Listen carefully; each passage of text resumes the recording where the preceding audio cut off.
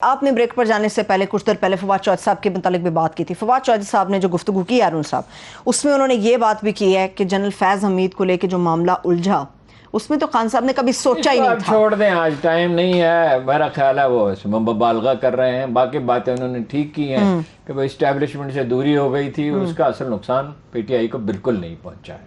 اچھا ٹھیک ہے. طارق فاطمی صاحب کو ایک ہی دن بعد فارغ کر دیا. طارق فاطمی صاحب جو ہیں وہ نواز شریف یہ ٹیسٹ کرنا چاہتے تھے غالباً کہ اسٹیبلشمنٹ اس پہ کیا رد عمل دیتی ہے.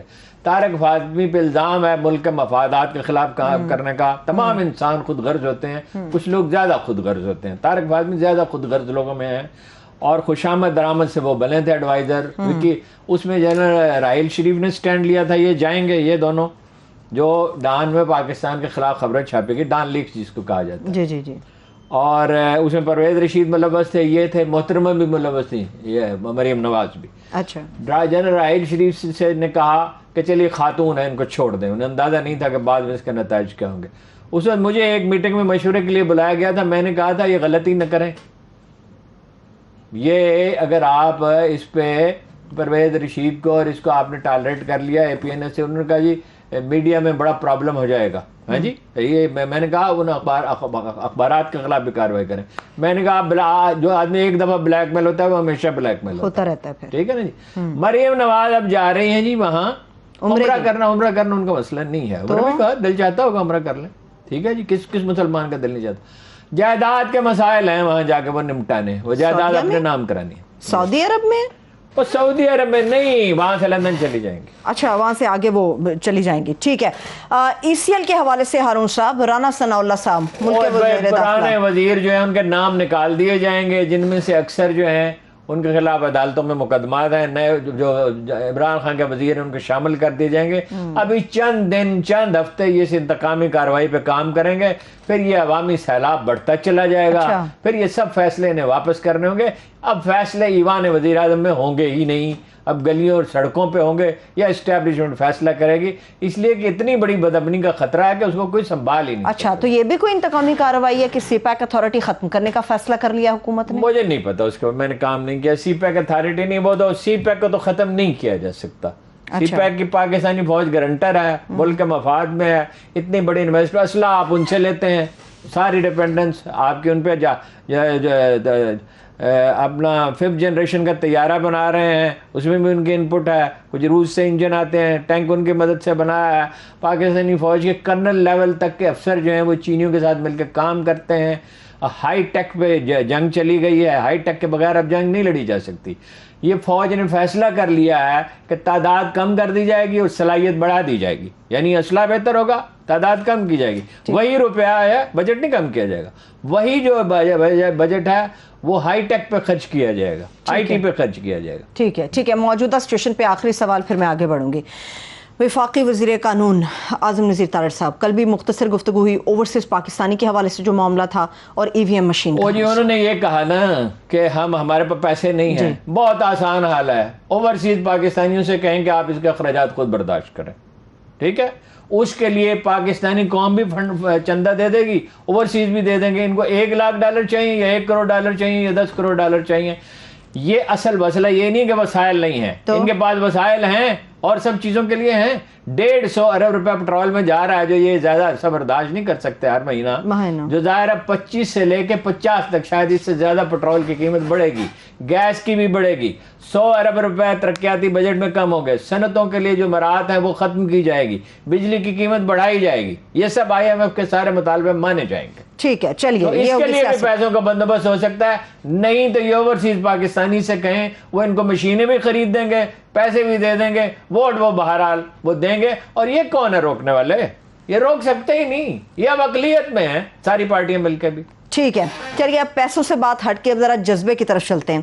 ایک بچی ہارون صاحب جس نے اپنا سفر کا آغاز کیا ایک برگد کے درخت کے نیچے سے، آج وہ کہاں پر کھڑی ہے؟ وہ سفر کیوں تھا؟ کیا ہے اس سفر کے اندر؟ دیکھیے، یہ بہت پہلے منو بھائی نے ایک کالم لکھا، اس سے ہمارے علم میں آئی یہ پہلی دفعہ یہ بات. ایک نکی جی کڑی، ایک چھوٹی سی بچی. جی. یہ مجھے کچھ چند ماہ پہلے جنرل احسن صاحب نے کہا، ریٹائرڈ جنرل ہیں اور ویلفیئر کے کاموں میں بہت دلچسپی رکھتے ہیں، کہ بھائی وہ آپ وہاں اسکول میں جائیں. یہ کچا جیل روڈ ایک جگہ ہے کوٹ لکھپت میں, جی تو یہ واقعی کچی سڑک تھی, یعنی اب تو پکی ہو گئی ہے. تو وہاں پہ ایک بچی نے اسکول بنایا. ہم وہاں گئے تو بڑی حیرت انگیز کہانی معلوم ہوئی. وہ یہ ہے کہ یہ فرح دیبا ان کا نام ہے. وہ تصویریں میں نے کچھ آپ کو دی جی تھی, جی وہ ساتھ ساتھ وہ چل رہی ہیں. اچھا, تو یہ ان کی فرح دیبا کی تصویر دکھائیں, اور یہ منو بھائی وغیرہ کی بھی. منو بھائی نے اس پودے کو لگانے میں ان کا بڑا کردار ہے, اور اخبار نویس چاہیں تو اس طرح ویلفیئر کے کاموں میں بہت مدد کر سکتے ہیں.